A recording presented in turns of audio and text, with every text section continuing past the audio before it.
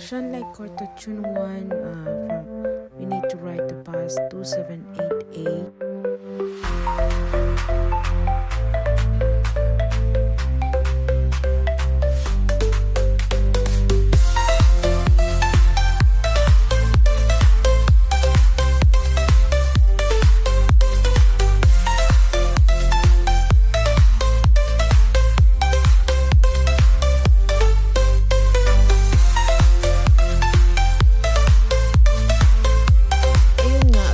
Mismong Fanling ka manggagaling, pwede ka naman sumakay din doon ng 278A pass kasi dumadaan din naman siya dun sa Fanling. Yun nga lang, sa labas siya mismo ng MTR station at sa kabilang kalsada siya. Sa mismong bus stop. Pagdating ko sa Nina Tower Bus Terminus, meron pang 18 minutes kaya nagantay pa ako.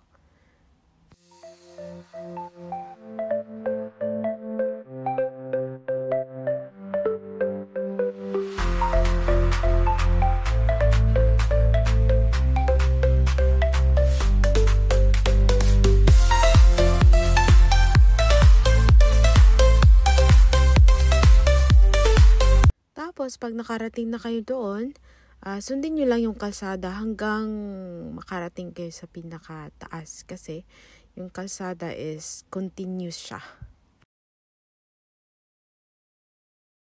Ito pala si Sheila, nag-meet lang kami sa baba, sa starting point. Tapos, sabi niya, solo hike siya, tapos solo hike ako. Kami na lang magsama para may magpicture sa kanya, may magpicture din sa akin, o diba? It's a tie lang. Nakakatuwa. Tapos, nung paakyat kami, sobrang foggy, pero maganda pa rin naman tignan. Tapos, parang alam mo yung feeling, parang nasa bingket ka lang. Alam mo yun? Nakakatuwa. Nakaka-amaze.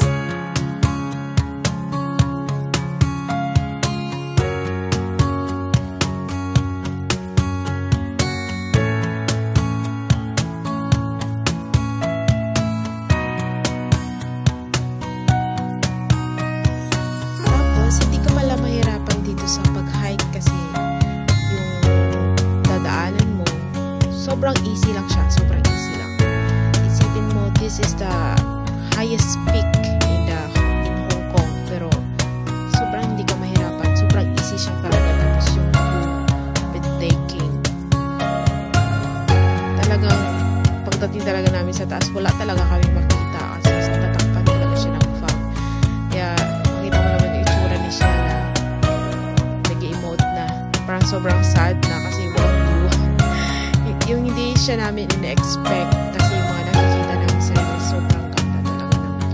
Sobrang breathtaking. Kaya yun. Kaya sabi ko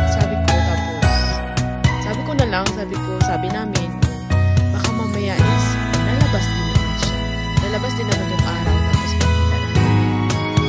Kaya abangan mamaya kung gaano kaganda.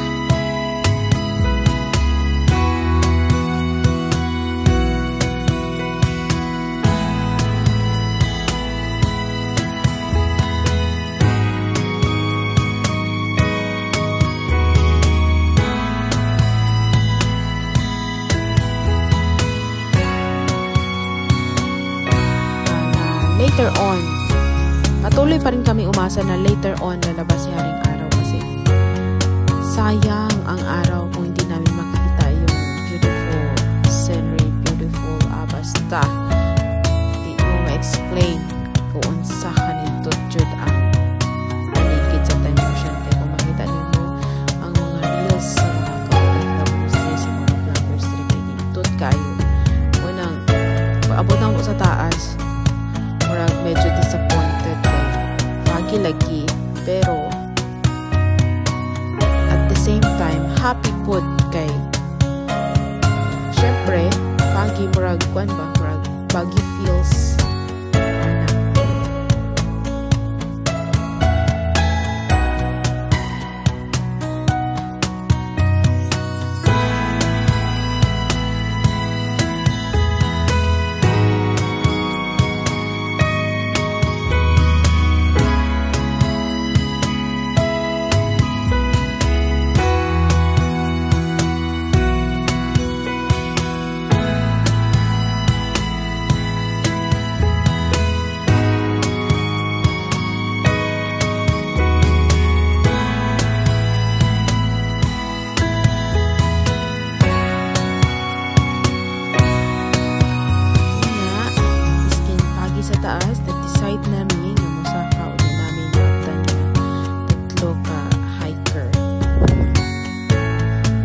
amaze jud ko na nakita na ko tong tatlong hiker kay stang ata silang mga bag. Amaze kayo.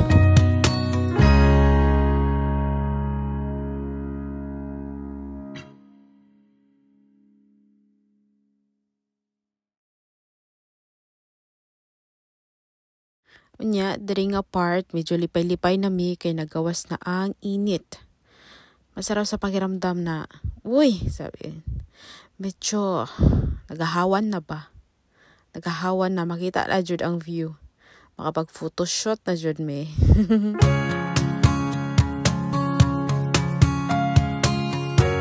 Iskinaan na si Haring Araw, pero at the same time, pakikihapon mo nang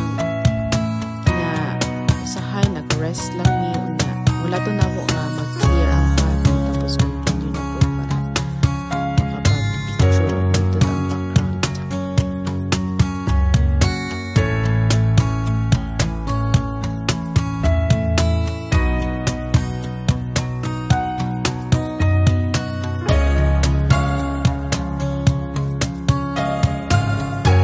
Ay, gapa kay Sheila daring tapita. Kapoy nagtagalog.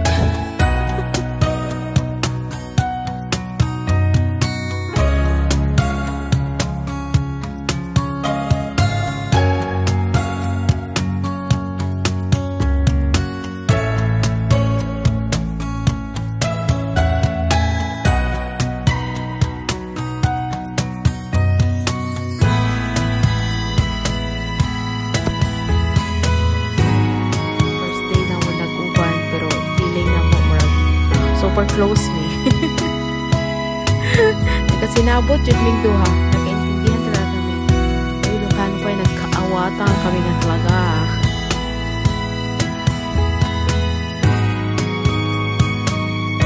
Tapos dito na part, nag-shortcut na kami kasi tinamad na kami dumaan sa kalsada. Okay din naman kasi maganda din naman yung anggulo ng shortcut. Kaya nakakatuwa din. Kasi pag paakyat ka, mas madaming shortcut. Kesa dadaan ka sa kalsada, iikot pa yung kalsada, mas nakakapagod lalo.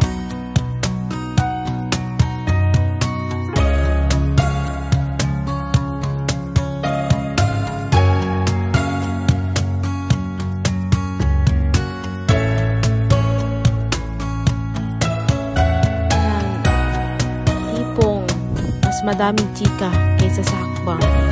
Diba? More chika, less hakbang. O diba? Asa pa ka?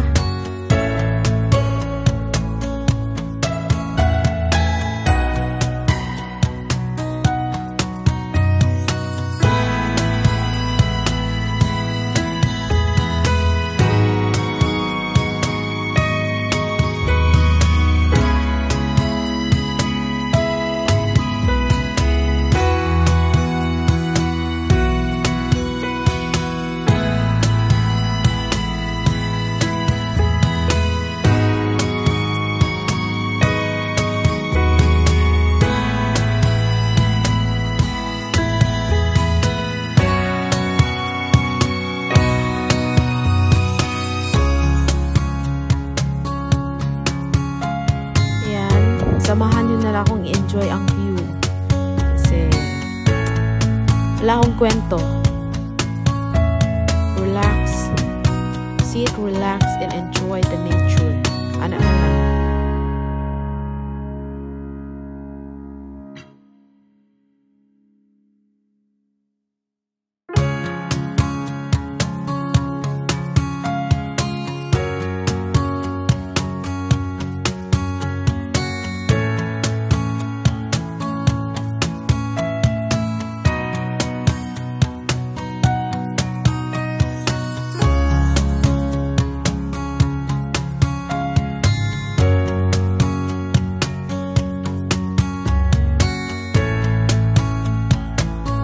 Lahat ng video na taken that day, inisahan ko na dito para in the future, hindi na siya watak-watak, isahang tanaw na lang dyan siya, diba?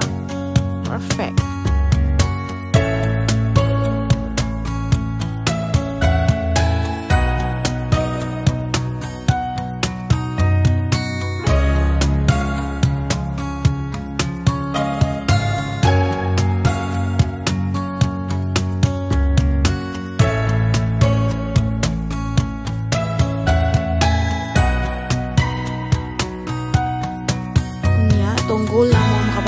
dito sa ulo-ulo dito sa taas kay patakluman pa man og fog mo na. Dugay pa mi nagtambay diri nga park. Dugay pa mi nagchika-chika diri. Para lagi kuan. How many years na di mi nakita sa bagay. That day naman mi nakita. Kunya dili mi pareha sa video. Na ay fog, kunya na mawala ang fog. Kunya pagtuyok ra mo kung masaha na pud ni. Na pud fog o na pud. Basta pud. Na lang.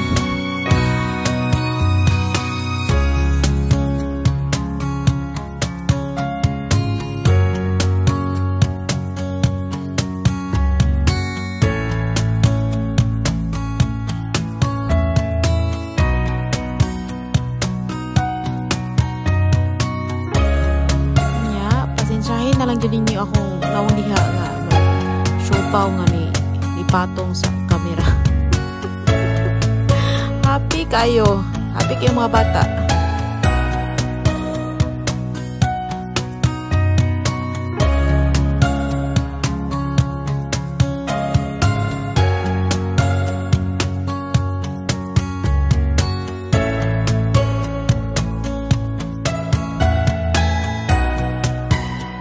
Nga part kay sige na lang yun kog ingon nga hinaot na makita na mo ang sunset, hinaot na makita na mo ang sunset kaya ang purpose mo po medyo dugay kami mag-hike kung amo siguro dapat 1 to 2 hours lang na hike kaya dapat kami 3 hours kaya kadugay na mo maglakaw kaya ang abangan yun na mo ang makita na mo ang sunset na doon.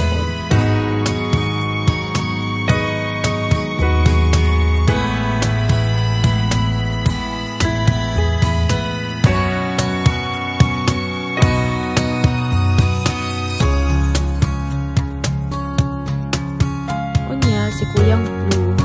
Kaniha pa na ako siya nakita ang laging ko diri dugay na po. Medyo dugay na po.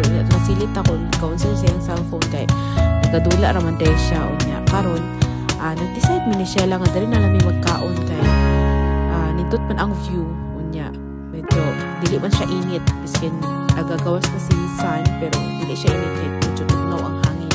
Kaya medyo foggy man. Unya. Dito sa ulo-ulo kay foggy pa man. Dili man may makapicture dito. Kung nag-decide mi nga kod na lang mi diri na namin magkaon sa buong balon na fruits so tinapay di ba ta pwede mag heavy kung hiking kaya lisod na basta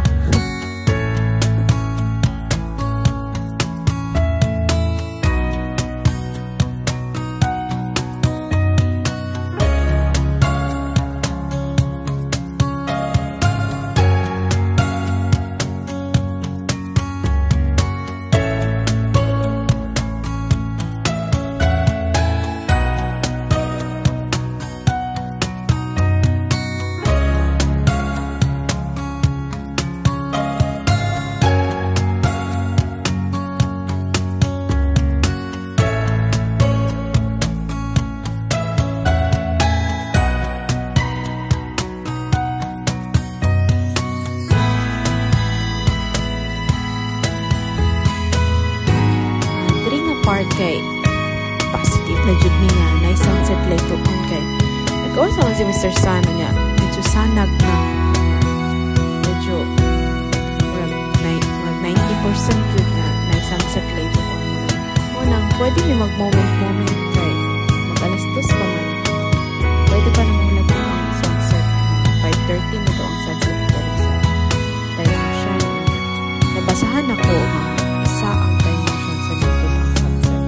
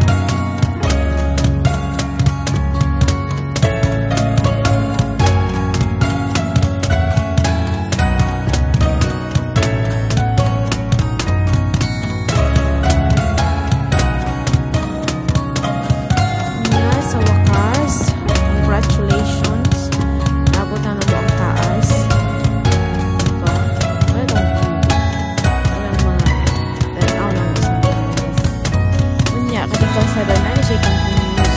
Ay siya diretsyo ko, no? Para na diretsyo, bali na balik. Medyo alangan lang ko.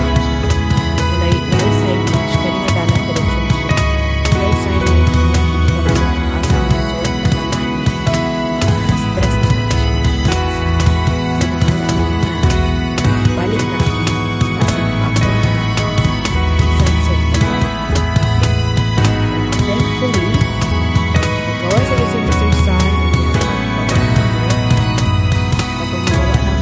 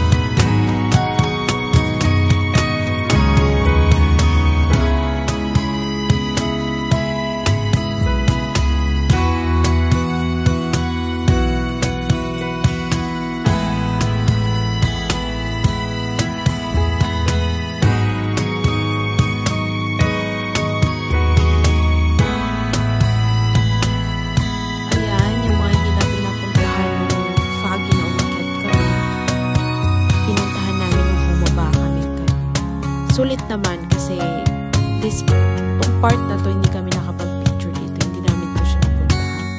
Tapos, ang bala kasi namin dito is yung sa baba kasi nito nakikita yung city. Hindi ko lang sure kung ano yung city pa siya. Junwan City pa siya or sa Yunlong siya. Hindi ko sure. Kaya naman, ang inaano namin kung kaya ba namin makapag-picture doon. Kasi pag nakikita namin siya is madami pang foggy talaga siya sa baba.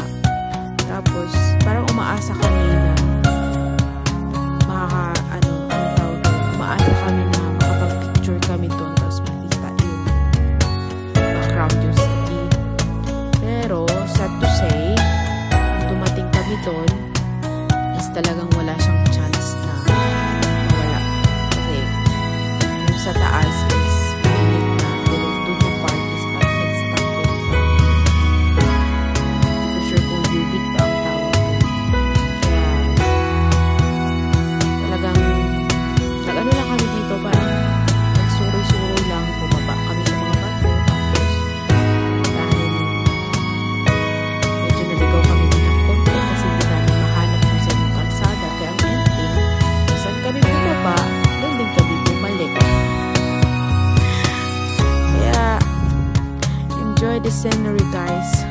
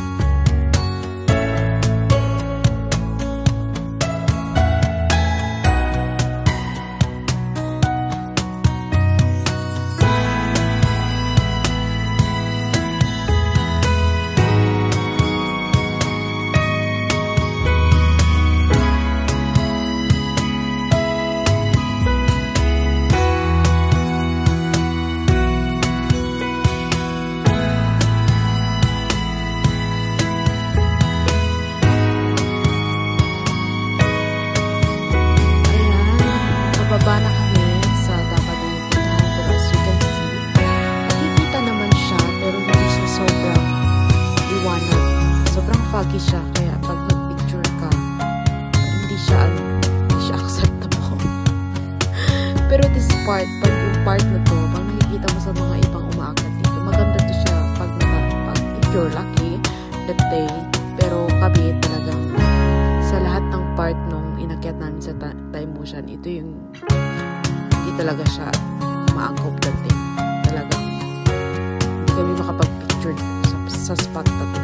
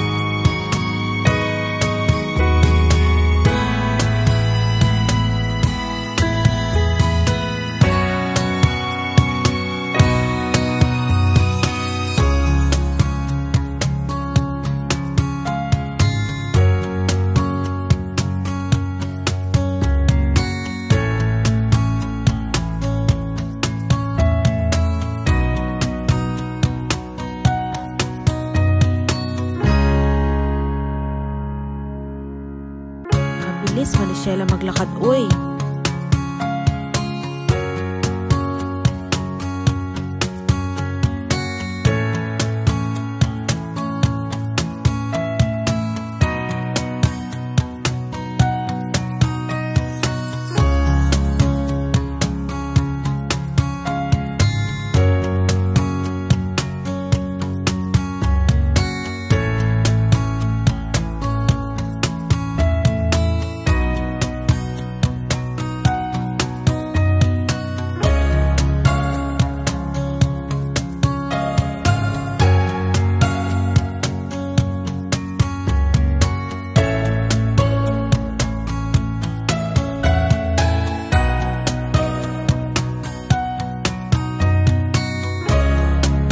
Ito na part, hindi na namin alam kung saan yung kalsada.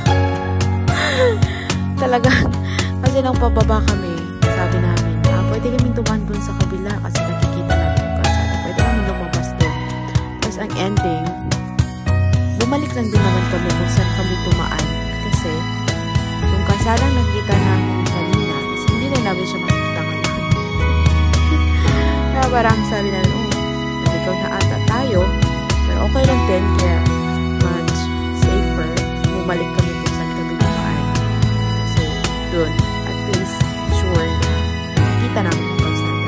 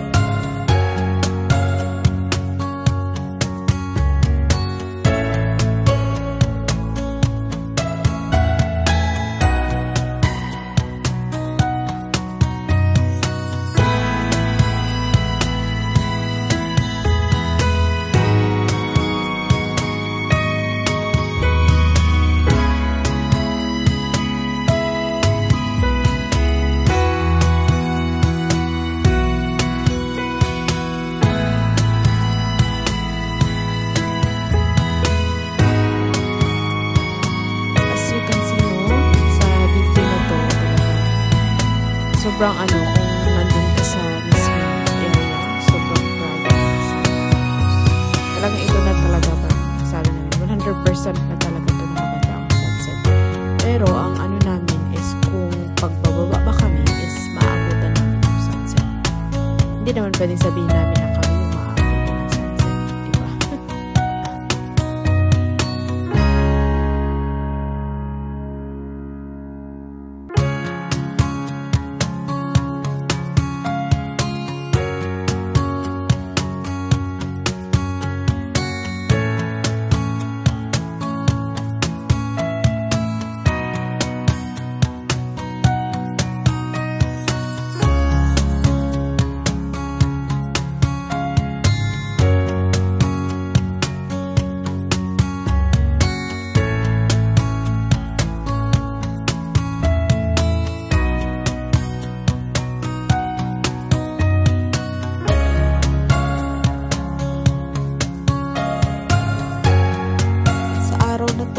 Pag-hike ko talaga sa Time Ocean. Unexpected yung pag-meet namin ni Shella. Ang ending, for the whole video, for most videos ko is talagang likod talaga ni Shella. Si Shella talaga yung model ko that day. Kaya, thank you kay Shella.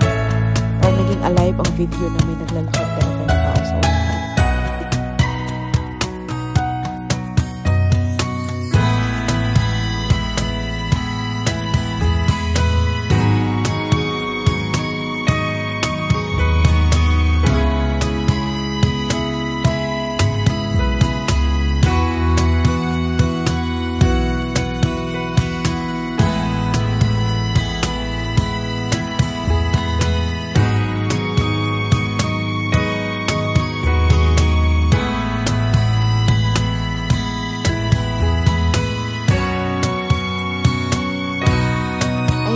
Kahit anong pilit talaga namin, wala talaga.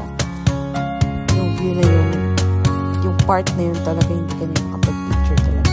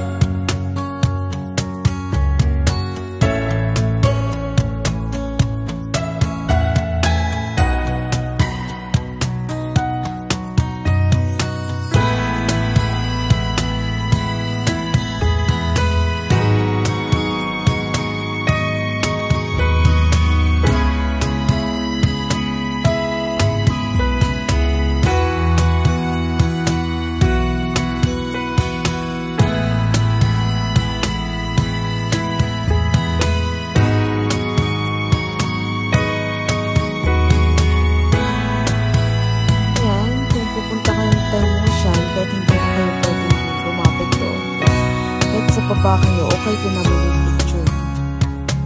Pero kung talagang gusto nyo yung masyadong malapit, scale lang din naman.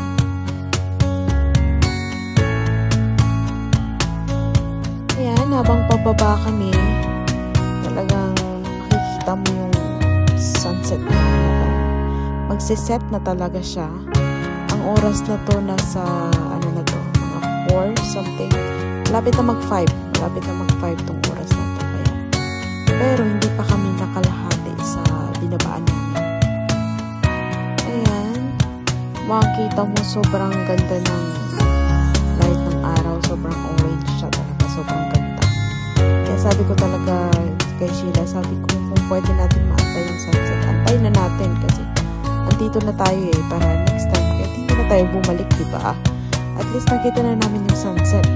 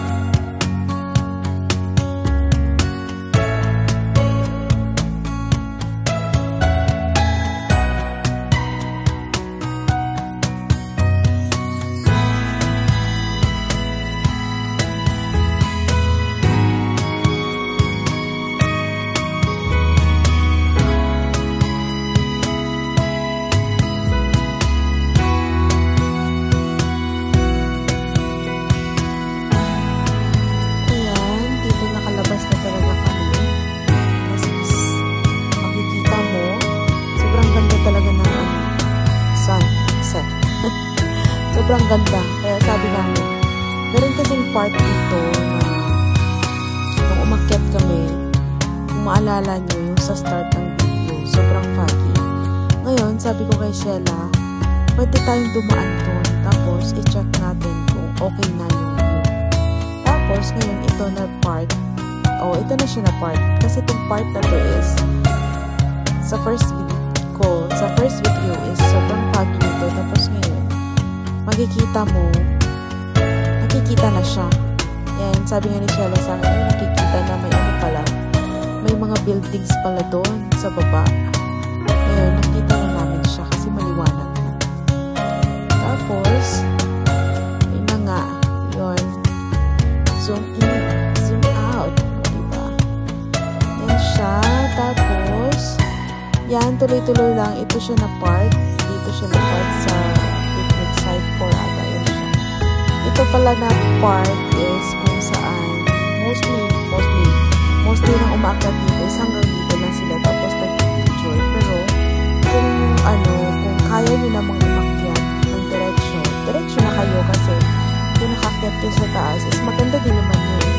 Parang makikita mo yung pangkalahatan ba.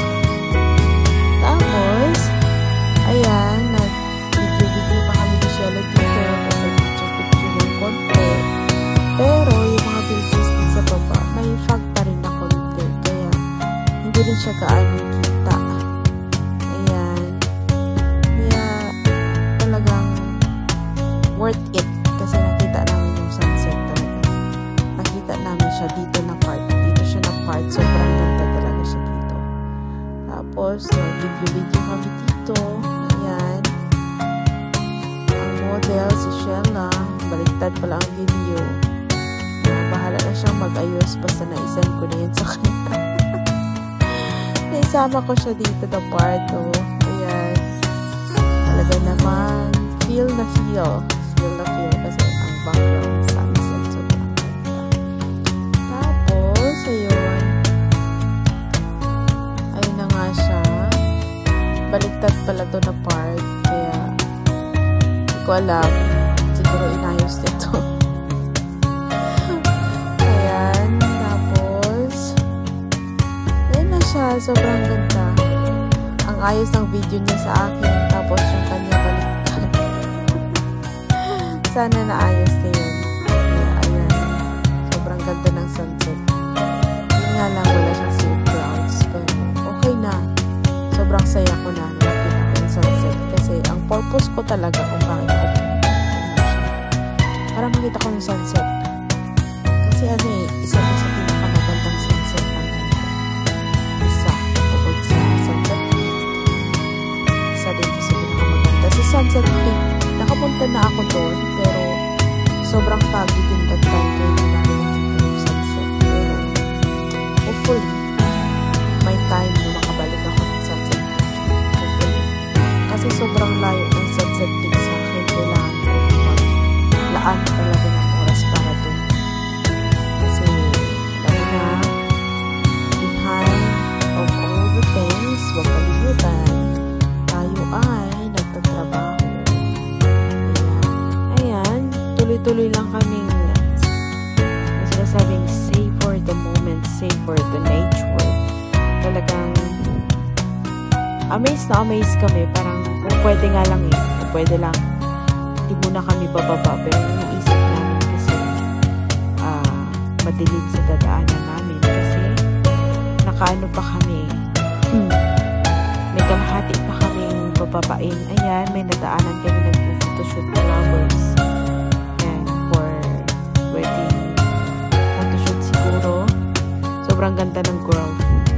Ayan, nung pababa na kami, sobrang ganda. Orange na orange yan. Kung nandun ka sa mismong area, kung nandun ka mismo sa site na yan, sobrang ganda ng sunset. Sobrang orange, tapos sobrang laki. Sobrang ganda. Talagang ma-amaze ka naman. Sobrang. Ayan, ang bilis na siya lang maglakad kasi baka didilim na. Nag-worry na ang Shella. Baka madilim sa daan. Tapos, nung nakababa kami nakababa, medyo madilim na rin talaga.